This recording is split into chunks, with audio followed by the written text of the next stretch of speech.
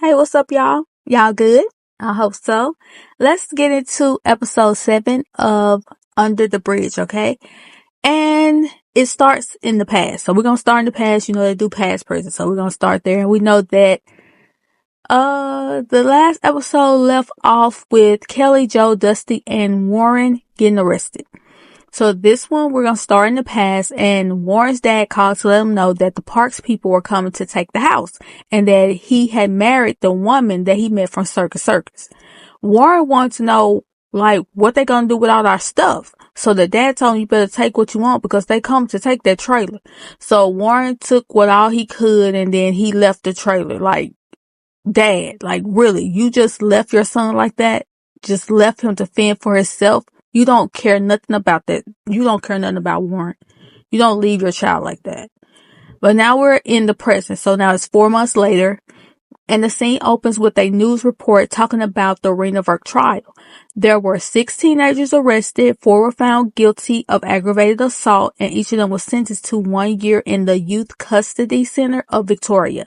But the chief felt like Warren and Kelly, they bared the brunt of the responsibility because they followed Rena. And they were on trial for second degree 187. Warren's trial will be first. Rebecca was going to cover the trial, so she went to visit Warren in the custody center. He was surprised to see Rebecca because she usually didn't come on the weekends, so he thought that was probably his dad or Samara. Rebecca was filling Warren in, on things that was going on the outside world. Rebecca asked Warren if he was scared about the trial on Monday, and he said he didn't think feelings mattered because whatever he said, folks would look at him like he was a monster. Rebecca said that wasn't true because everybody she talked to loved him, but Warren said, not Rena's parents.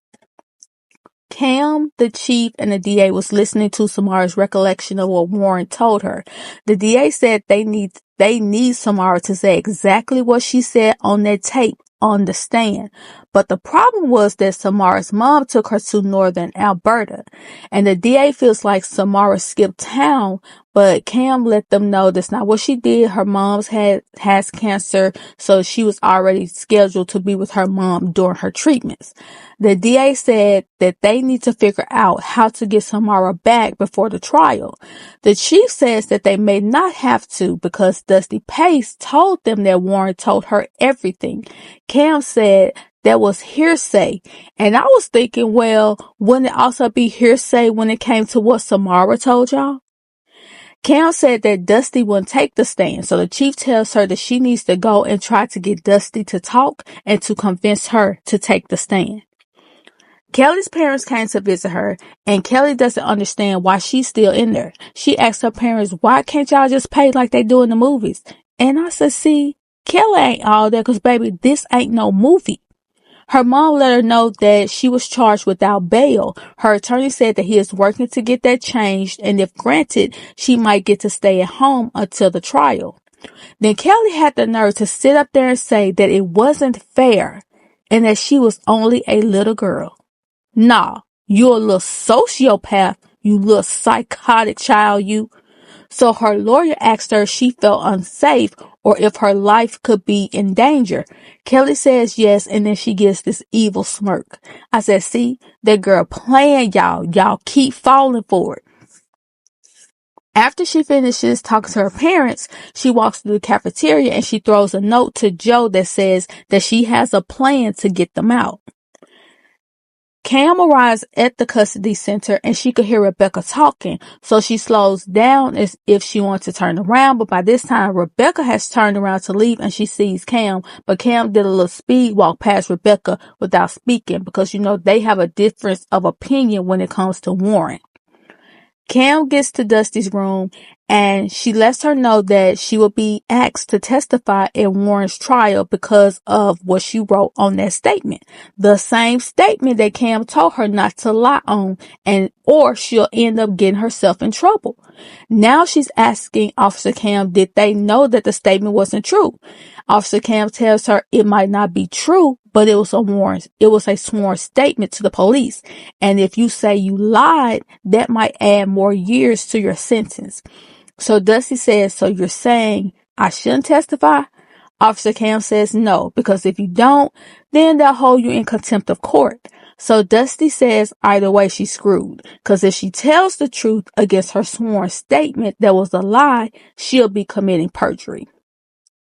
Dusty starts crying and saying that Rena trusted her, and if she would have had her back that night, she'll still be there. So whatever happens at trial, it is what it is. She just wants to do what is right. Warren is getting a tattoo in the rec hall, and Joe looks at him and says that he better not snitch on Kelly at his trial. She told him to just say he went home after the fight. Warren asked her if she thought that Samara would wait for him. She said, no, I wouldn't wait for you. But if you act like you forgot what happened, maybe you could get off and you could be with Samara forever. Rebecca is at home and she's letting her dad read over the parts of the story she's written so far. And most of it is about Warren. And her dad tells her that he notices that Rena is nowhere in the story. And she said that the Verks want her to choose between Warren and Rena, but she doesn't know if she could do that. And her dad asked her if she couldn't do it, or is it that she didn't want to hear what the Verks had to say. So the next day, Rebecca goes to the Verks home. Suman asked her, what has Warren told you about that night? Rebecca said that she hadn't talked with Warren about that. Then Suman says, but on the news you said you were spending time with him. And she thought about it and she said, oh, you're trying to befriend him so that you can get him to talk to you. And Rebecca said that she wasn't friends with Warren. So the dad asks, what have people said about Rena? And Rebecca says not too many people have said anything about Rena, but there was a teacher who said she seemed lonely. So then Suma says, for a person who's about to write a book about my daughter, you don't know much. And I'm looking at her like, ma'am, neither do you, because when Rebecca told you that she wanted to get to know Rena the way that you did, you said that you didn't even know Rena. But you expect this stranger to know more about Rena than you do, and she was your child? Suma, please. But you could tell that Rebecca was realizing that she didn't really know much about Rena, even though the book was supposed to be about her.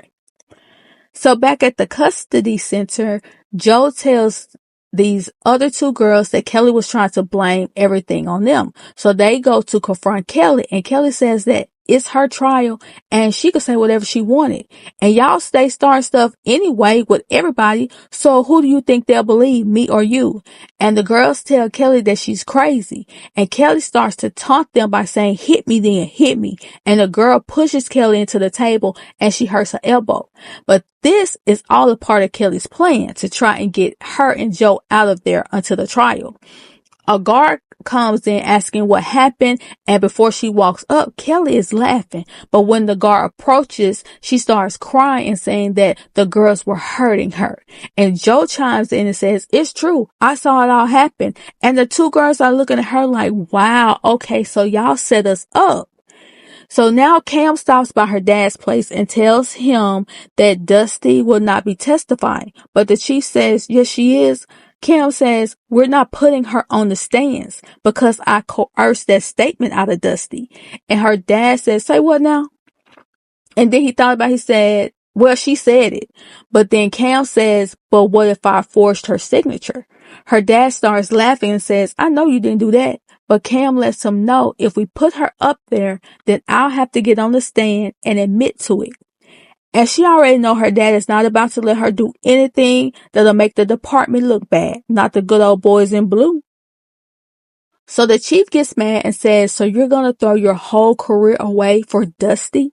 And she says that those three girls have suffered enough and they can just put Warren up there and let the judge decide. And her dad tells her that she is starting to sound like Rebecca. Cam looks at him and just walks off. Now it's the day of the trial, and Warren is waiting in the custody center, and he sees Dusty sitting at the table. He walks over to her and says, I heard you didn't have to testify. How did you get out of it? She said she didn't know because she didn't do anything.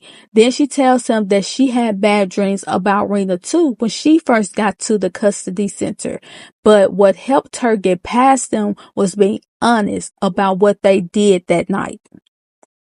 So now the trial has started, and the prosecuting attorney is saying how Warren followed Rena across the bridge, him and Kelly, and how he kicked her in the head. Warren's attorney is telling him to stick to the plan because no one can tell you what you remember or what you don't remember. And you can see that Warren is having a mental battle about telling the truth or sticking to the plan. And then he has a flashback to that night when they were all hanging out. He was pouring some girls some drinks and he was talking to Samara. Then that's when you hear this girl say, "Hey, where Josephine at? Where's this girl I'm supposed to beat up?" Then you see Rena start running. They give her a head start and then they take off after her. Warren asked Samara who was that, and she was like, "I don't know." He asked her if she wanted to go watch, and she was like, "No, Warren." Then he walks off and asks some of the guys who was the girl that was running away. Back at the trial, the attorney is asking him about that night, and Warren says that he was pretty drunk that day. The attorney says, "So when it comes to the fight under the bridge involving Rena Verk, what is your recollection?" Warren says that he really doesn't remember anything from that night, so the opposing counsel tells him to just take his time. So there's another flashback. Warren sees the girls jumping Rena, and then he goes over and kicks her. Another boy pulls him away and says, "What the F, Warren? You don't even know her." Then he slams Warren to the ground and he passes out because he's sloppy. He wakes up and realizes that he's still under the bridge. Then Kelly runs up and tells him that she saw Rena and she wants to see if she's okay, to see if she's sorry. She wants to hear her say that she was sorry. He said that Kelly beat her up some more when they got to the other side of the bridge and that Kelly drowned Rena. He told her to stop, but he didn't physically stop her. The attorney asked if he helped Kelly drag Rena into the gorge. Warren said that he didn't want to say anything that would cause him to incriminate himself.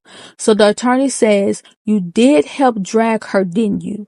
Warren says that he didn't know. So the attorney pulls out the evidence, which was Rena's undies, and he said that Samara said that you remembered Rena having a very hairy back.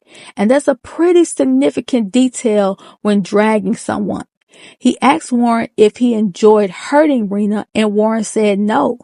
Then he asked Warren, on a scale of 1 to 10, how much did you and how much did Kelly do? Warren said, I guess 3 and 7, and he was a 3 for kicking her and for being around. Neither Cam nor Rebecca can sleep, so Rebecca rushes over to Cam's and asks if she could please come in because she couldn't sleep. Cam gave the suit back that Rebecca let Warren wear to the dance, and she tells her, "You do know that Warren and Gabe are 2 different people." Rebecca says that she knows. She just sees Warren as a kid who needs her. He made a mistake. Cam tells her that she has to stop calling it a mistake, and Rebecca says, "You don't think people do things that they wish they didn't do?" And she asked Cam if she still thought Gabe would still be alive if it wasn't for Rebecca. And Cam says that she was a kid when she said that to Rebecca. And Rebecca asked her if she still looked at her that way, if she still looked at her as the reason Gabe was no longer there. And Cam said that she didn't know. Now we're back at the custody center, and Kelly runs in to let Joe know that her plan worked. And since they think she was being harmed, she's getting out. And Joe says, "I thought the plan was to get us out." Kelly says it is, and her mom is going to work on getting Joe out next. Joe tells Kelly that Warren said he had bad dreams about Rena, and she asks if Kelly got them too. Kelly said, "Warren is an idiot." So then Kelly's mom arrives, and Kelly, baby, she just skipped up out of the custody center, and Joe and Dusty are looking at her like, yeah, she ain't all there. So Rebecca was in the bathroom, and Simone comes in and says, "At least now we know what happened. He didn't think Rena was human." Rebecca wanted to know, why does Simone think that? And Simone asked her, "Do you think if Rena looked like you, Rebecca, do you think they would have done that to her?"